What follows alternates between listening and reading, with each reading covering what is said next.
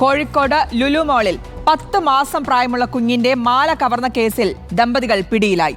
കാസർഗോഡ് സ്വദേശി ഫസിലുൽ റഹ്മാൻ, കണ്ണൂർ തളിപ്പറമ്പ് സ്വദേശി നിയായ ഷാഹിന എന്നിവരാണ് പിടിയിലായത്.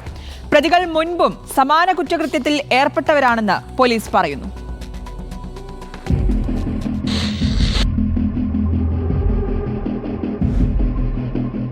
വ്യാഴാഴ്ചയാണ് ലുലു മാളിലെ പ്രെയർ റൂമിൽ കയറി 10 മാസം പ്രായമായ കുഞ്ഞിന്റെ സ്വർണ്ണമാല ദമ്പതികൾ കവർന്നത്.